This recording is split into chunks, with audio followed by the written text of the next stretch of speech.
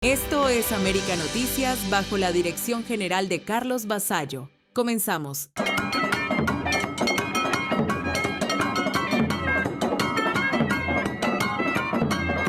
Hola gente buena, soy Camilo Egaña y desde este instante le estoy enviando el saludo más cordial que pueden recibir ustedes desde la televisión o desde las redes sociales. ¿Quién se iba a imaginar que algún día en Cuba la conga del carnaval la iban a convertir en un elemento de subversión, de contestación, de cuestionamiento político?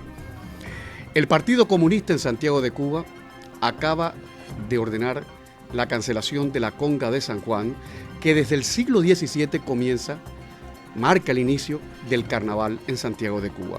El Partido Comunista dice que la conga de San Juan se censura porque la situación política así lo amerita. Lo traduzco al cristiano, el Partido Comunista teme un estallido social.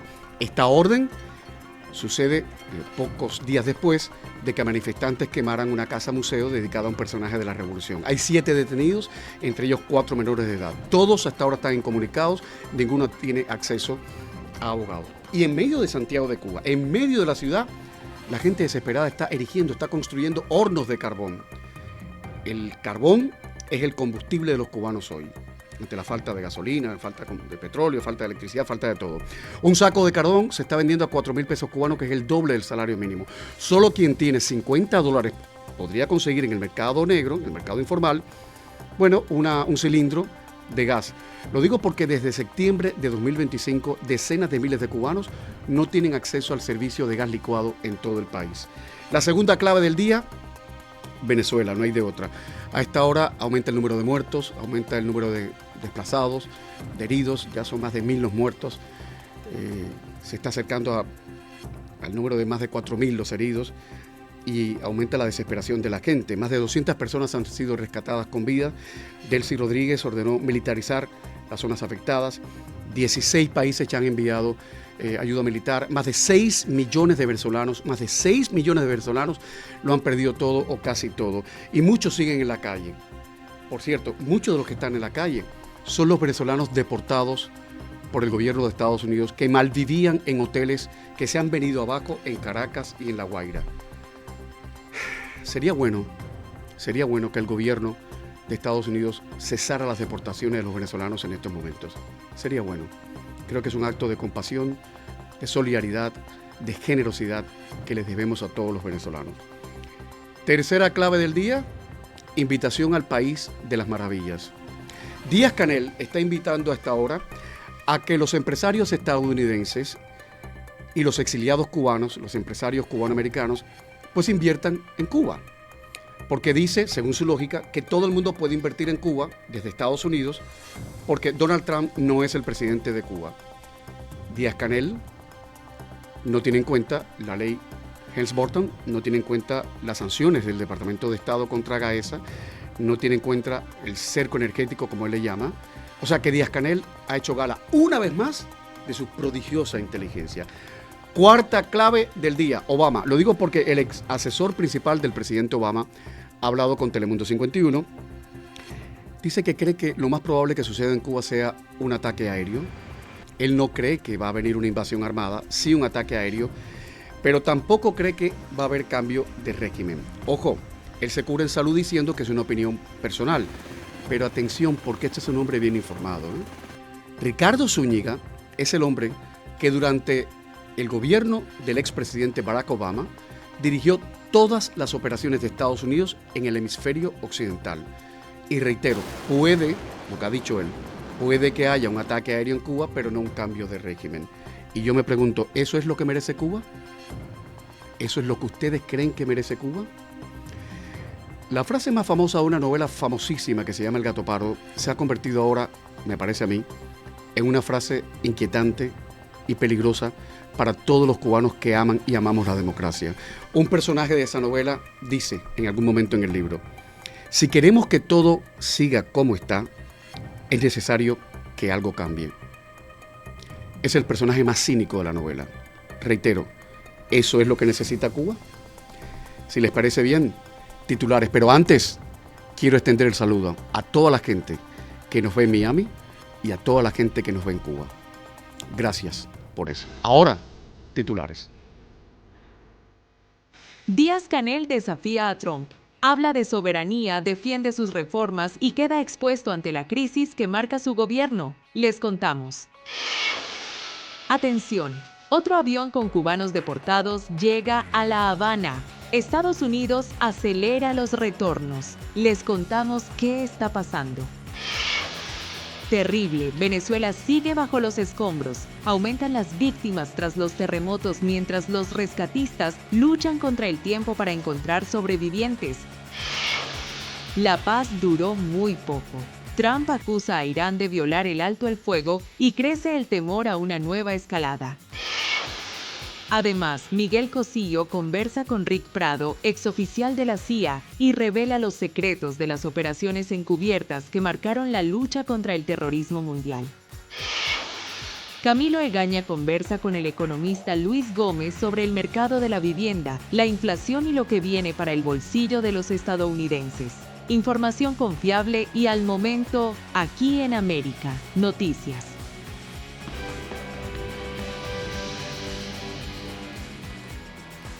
Trump no manda en Cuba, ni el gobierno norteamericano manda en Cuba. Miguel Díaz-Canel volvió a lanzar un desafío a Washington. Durante una entrevista aseguró que Trump no manda en Cuba y defendió que las 176 reformas económicas aprobadas por el régimen no son una concesión a Estados Unidos.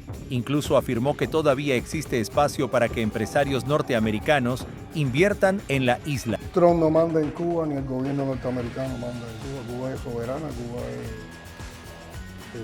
defiende su autodeterminación. Y como yo te decía, este es un proceso que es consecuencia de cosas que ya se venían discutiendo en los últimos 10 o 15 años. La situación de máxima presión que tenemos en estos momentos lleva también a un poco acelerar, a decidirnos más rápido, a tener que hacer algo, pero no porque estemos cediendo a la presión de Estados Unidos, sino porque estamos buscando cómo nosotros sobrepasamos esas presiones. Pero el momento más revelador llegó cuando el periodista le hizo una pregunta sencilla. ¿Cuál será su legado y cómo cree que lo recordarán los cubanos? Díaz-Canel guardó silencio, titubeó y evitó responder. Usted termina su mandato en el 2028, pero ¿qué le gustaría que los cubanos recordaran de usted y se quedaran con su historia y su impronta en el gobierno cuando usted termine como presidente de la República? Me saca de paso la pregunta, ¿no? Una escena que rápidamente comenzó a circular en redes sociales. Y es que responder esa pregunta no parece fácil. Su mandato ha estado marcado por la peor crisis económica en décadas, apagones de hasta varios días, escasez de alimentos y medicinas, un éxodo masivo de cientos de miles de cubanos y una economía obligada ahora a aprobar 176 reformas para intentar evitar un mayor deterioro. Mientras insiste en que Cuba es soberana y que las decisiones no obedecen a la presión de Washington, el propio gobierno reconoce la necesidad de abrir espacios a la inversión privada y al capital extranjero para tratar de rescatar una economía que atraviesa una profunda crisis. Para muchos cubanos, el verdadero legado de Díaz-Canel no se mide por sus discursos, sino por una isla marcada por apagones, escasez, salarios insuficientes y la salida constante de familias que han decidido abandonar el país en busca de un futuro mejor. Podrá repetir que Trump no manda en Cuba, pero cuando llegó la hora de explicar cómo quiere ser recordado por el pueblo cubano, Miguel Díaz-Canel se quedó sin palabras. Para muchos de sus críticos, ese silencio dice más que cualquier discurso. Para América, Noticias Camilo Lavastilla.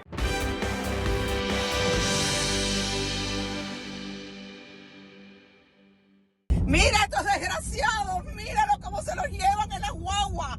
3 guaguas. ¡Peter! ¡Stop deportation!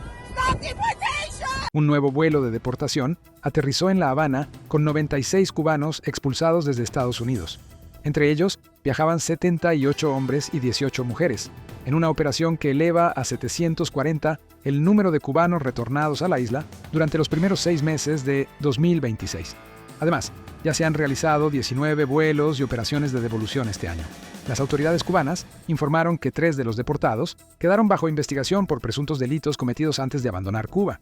Sobre el resto del grupo, no se detalló cuántos tenían antecedentes penales en Estados Unidos, o fueron deportados únicamente por su situación migratoria. El ritmo de las deportaciones no deja de crecer. Solo el primer vuelo de este año devolvió 170 cubanos. Después llegaron otros 116, luego 117, más tarde 91, posteriormente 76 y ahora otros 96, una secuencia que refleja la aceleración de los retornos hacia la isla. Las expulsiones incluyen a cubanos con antecedentes criminales, pero también a personas con órdenes definitivas de deportación o que ya no cuentan con una vía legal para permanecer en Estados Unidos. El momento más duro de mi vida ha sido este. Separarme así de mi familia, de mi niño. Mi mamá está en Cuba y no tengo más nadie aquí. Anoche cuando estaba hablando con él, me dijo, papi, tú no te vas a ir para ningún lado. Y la verdad es duro. Todo el que sea padre sabe lo que eso significa. Cada vuelo envía el mismo mensaje. Quienes pierdan su estatus migratorio o enfrenten procesos de expulsión pueden terminar abordando el próximo avión con destino a La Habana. Las cifras muestran la magnitud del fenómeno. En todo, 2025 fueron deportados 1.370 cubanos directamente a la isla. Y al ritmo actual de 2026, con 740 retornados en apenas 6 meses, el total del año podría volver a superar ampliamente el millar. Mientras los vuelos de deportación continúan llegando a Cuba, cientos de cubanos siguen comprobando que perder el estatus migratorio o cruzar la línea de la ley puede terminar con un boleto de regreso a la isla. Informó Enrique López para América Noticias.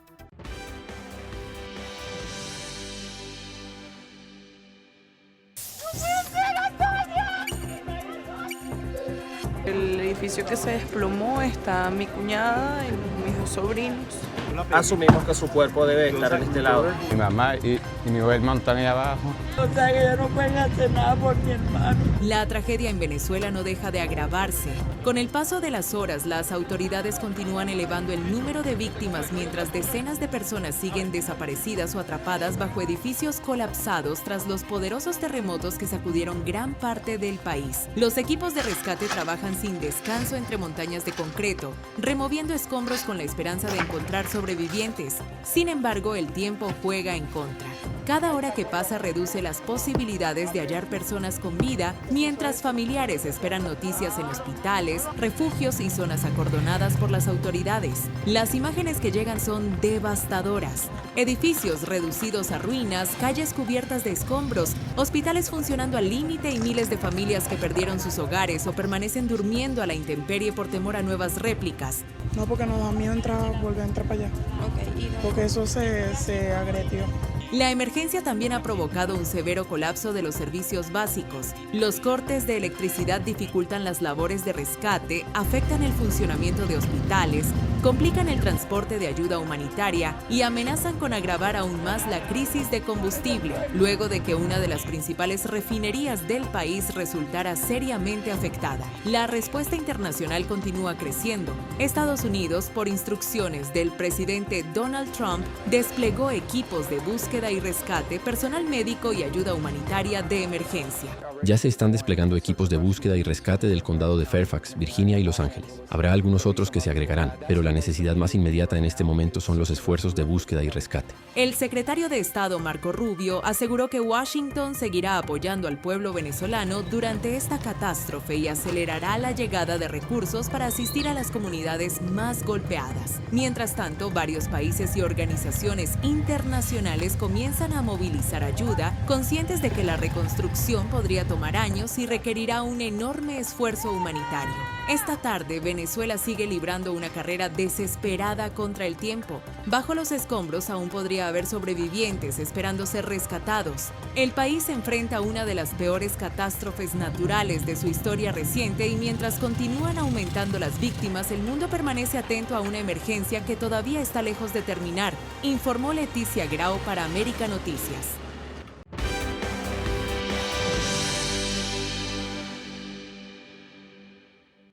Un ataque con drones en el estrecho de Hormuz vuelve a poner al mundo al borde de una nueva escalada.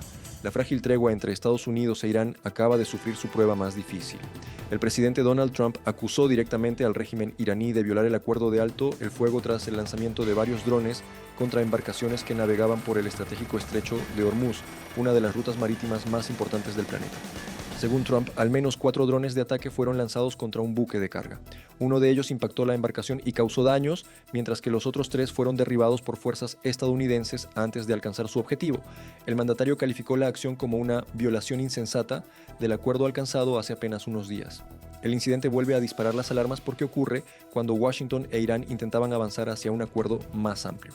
En los últimos días, Teherán había aceptado el regreso de inspectores nucleares internacionales y Estados Unidos incluso flexibilizó temporalmente algunas restricciones relacionadas con el petróleo iraní para facilitar las negociaciones. Todo ese avance ahora queda bajo una enorme incertidumbre. El estrecho de Hormuz sigue siendo el punto más sensible del conflicto. Por esa estrecha vía marítima circula una parte fundamental del petróleo que consume el mundo. Cualquier ataque o interrupción del tráfico marítimo amenaza con afectar los mercados internacionales y volver a elevar la tensión en toda la región. Mientras tanto, la Casa Blanca dejó claro que no piensa ignorar lo ocurrido. Aunque Trump no anunció nuevas medidas militares, responsabilizó directamente a Irán por poner en riesgo el proceso de paz y la seguridad de una de las rutas comerciales más importantes del planeta. Del lado iraní, las autoridades aún no habían respondido oficialmente a las acusaciones estadounidenses. Cuando parecía que la crisis comenzaba a enfriarse, un nuevo ataque vuelve a encender las alarmas. El acuerdo sigue en pie, pero la confianza quedó seriamente golpeada. Ahora el mundo observa si este episodio será un incidente aislado o el comienzo de una nueva escalada entre Washington y Teherán, informó José Pérez para América Noticias.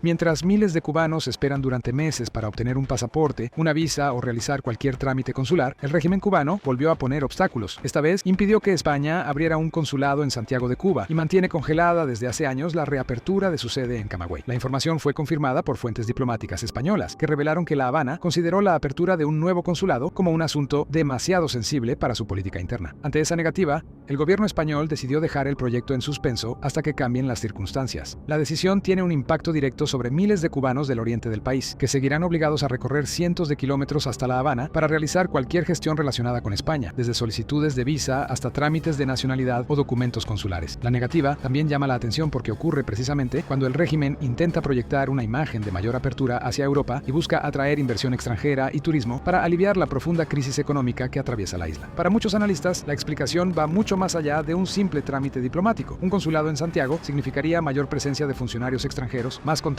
con la población y un acceso más directo de los cubanos a servicios y protección consular, algo que históricamente el régimen ha observado con recelo. Mientras La Habana habla de modernizar la economía y estrechar relaciones con Europa, sigue levantando barreras que afectan directamente a sus propios ciudadanos. Una vez más, el control político termina imponiéndose sobre las necesidades de miles de cubanos que continúan pagando el precio de las decisiones del régimen. Soy Enrique López para América Noticias.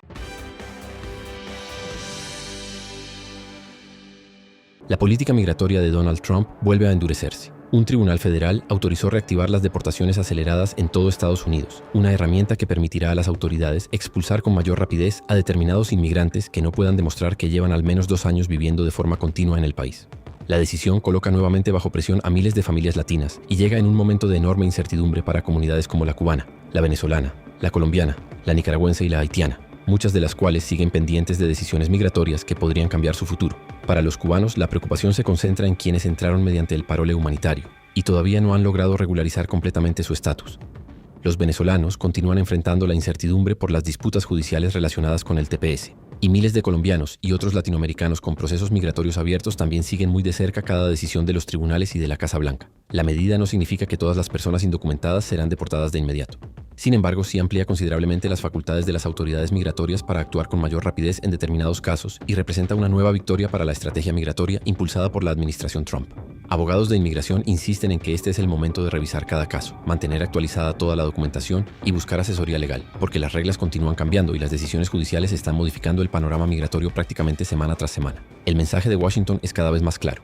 La política migratoria seguirá endureciéndose, y para millones de latinos, especialmente cubanos, venezolanos y colombianos que viven en Estados Unidos, las próximas semanas podrían traer nuevas decisiones que impacten directamente su permanencia y su futuro en el país, informó Alejandro Montes de Oca para América Noticias.